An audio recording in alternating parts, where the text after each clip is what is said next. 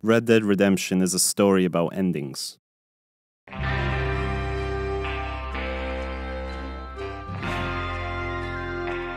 It's a western set at the turn of the 20th century when the age of outlaws and gunslingers came to an end, buried in the dirt beneath the pavement stones of civilization, law, and order.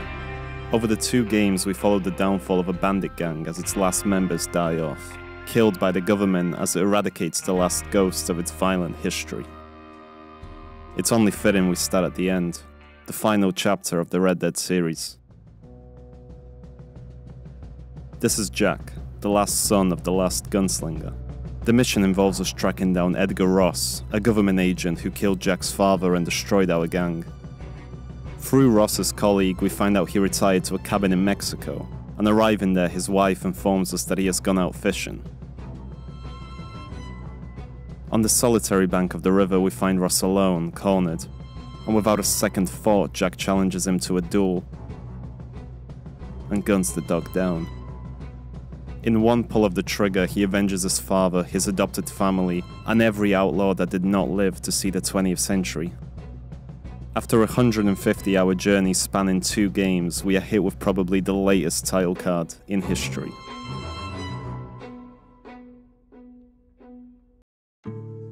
There are 2 ways to see this ending. Out of context, it may feel victorious, a fitting western ending to a triumph of the genre. A quick gun settling one last score. But if you have seen the entire story through, you may feel something else. Melancholy. There are 5 distinct moments over the 2 games that could be considered endings, and to fully understand Jack's, we need to see the ones that led him here. Before anyone else, there was Arthur. When the going was good, Arthur was the muscle of our gang. He held it together, organized jobs, made money with careless brutality. Now that the going isn't good and every job goes wrong, all that's left to Arthur is his cruelty. About halfway through the game, Arthur finds out he has tuberculosis. He caught it beating a man who was too sick to pay off his debt. This is 1899, a time when tuberculosis was incurably fatal, and the only question was how long you had left. Long enough for Arthur to right some of his wrongs. Red Dead has an honor system it judges the player's actions on, and chances are after 24 hours of your outlaw adventure, you have racked up quite a negative score. This is the time to balance the books. The game gives you more and more opportunities to make up for your mistakes, to do your best after you did your worst, to die a better man. Meanwhile, the gang continues to break apart. Members die, a traitor betrays you, and the law starts closing in. Most of the good, innocent people that stuck with you are either dead or on their way out. Only John is still loyal. John has a family, a wife named Abigail and a son named Jack. He's a good man, better than Arthur, and deserves a second chance. Our dying protagonist makes it his last mission, his repentance, to get John free. In the final chapter of Red Dead Redemption 2, the tensions boil over, and every man for himself tries to make it out of his life. Arthur has a choice. He can grab the money and run, get what's owed to him and get even, but he chooses to stay and help John escape.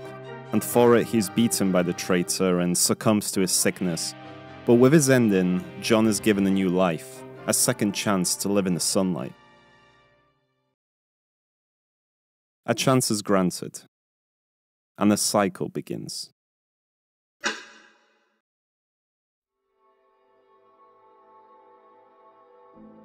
Many years later, John and his family are traveling farmhands looking for work. They're keeping their heads down, making a crappy living. Things are tough, but they're honest. Soon enough, trouble finds John again, when a ranch he works at is attacked by their business competitor. John now has a choice. He can run like a coward, let the owner die and lose his farm, lose this job. He can do what a normal person would do. But killing comes so easy to John, and the solution to his problem is only the pull of a trigger away. And so, for a moment, he slips back into the man he used to be.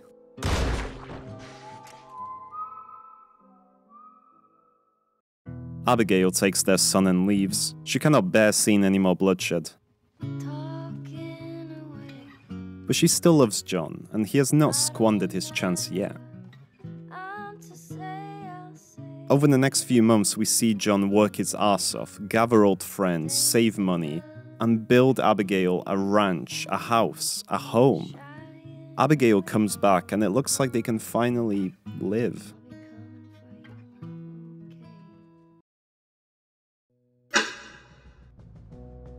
They found a traitor. The rat's hiding out in the mountains, and our old friends want to go make a house call. John has no reason to go. The man is not in danger, and killing him won't achieve anything. It's over. Abigail begs him to stay. Even as they ride out, they're not quite sure that revenge is what Arthur would have wanted. But it's so easy to slip back into the mind of a killer for a moment, to settle this score and tie off this loose end. Just one more time. The man is there as predicted, and as predicted, John guns him down.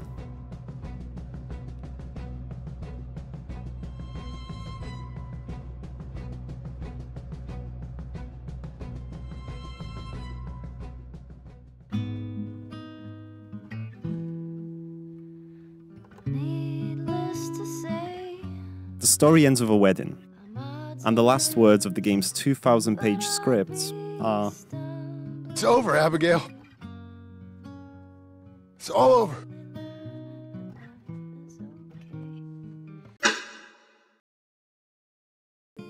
But of course, it can't be. The cat's out of the bag. The government agents that have all but given up on catching the gang now have a new lead. A trail of blood flowing from the traitor's body down the mountain between the rocks, straight to John's peaceful life. With a shot of a gun, John gave up the chance Arthur gave him, and the cycle continues. The government agent Edgar Ross kidnaps John's family and makes him his puppet. A few members of our gang still roam around causing trouble in the civilized world, and John has to kill each one and end the age of the outlaw forever to get his life back. Bill falls first, then Javier's off the list, and eventually we reach our old leader. The man also had a chance, same as John, but couldn't give up the life either. Our time has passed, John.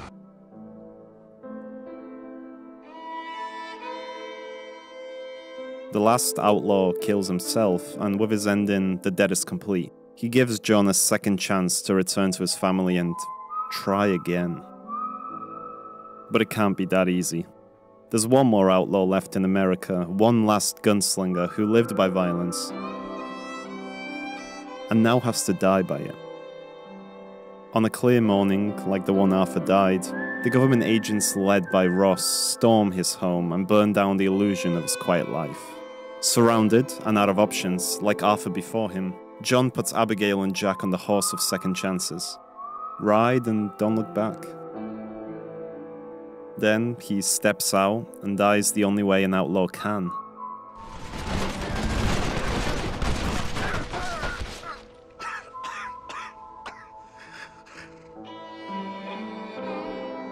Many years later, on that farmstead where John and Abigail both are buried, stands their son, Jack, the last of them all. John made mistakes, but his ending gave Jack the chance to move on and start again. For all intents and purposes, you finished the series. There's no more main chapters, no more markers on the map. It's over. And this is where Red Dead Redemption does something I've never seen any other game do. The final mission of the series, Jack's duel with Ross, is a side mission. It's optional.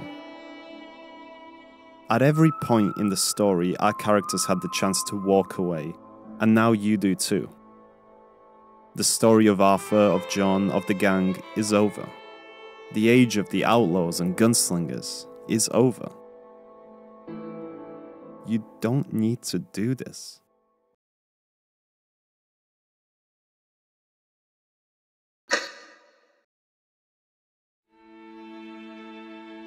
The final chapter of the Red Dead series takes on a different tone with the weight of the past. By now, Ross is a retired old man with no power and no authority left. His time has come, same as the rest of them. His wife does tell you where to find him, sure, but she also muses on how he's not good for much anymore. Edgar Ross, the government agent, the man who tamed the West, is dead. Only the body remains. At every step of this mission, the game gives you an option to walk away. It almost begs you. Everything you learn just makes the endeavor more pointless. The mission takes you riding through the entire map, as if desperately trying to keep you away by sheer distance, as if the lonely stretches of riding would give you a chance to reconsider. This isn't what John would have wanted, but there's no one left alive to tell Jack. On the solitary bank of the river, we find Ross alone, cornered, and even he thinks it's over. But it's too late now. You had your chance, and without your consent, Jack shoots Ross down. The old, decrepit body collapses into the river. Jack stands in the mud. This doesn't feel like a victory. Finally, as Jack walks away, the title drops. Red Dead Redemption. Before I called it the latest title card in history, but I don't think that's true anymore. It's not signifying the end of a story. It's marking the beginning of another one. Jack has just shot a government agent, retired or not. He's an outlaw, and he will be hunted. He gave up the chance he had. And the cycle begins again.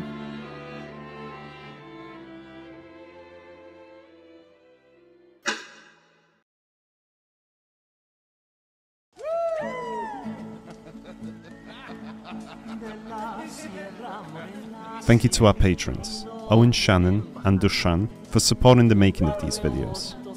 And thanks to all of you for watching.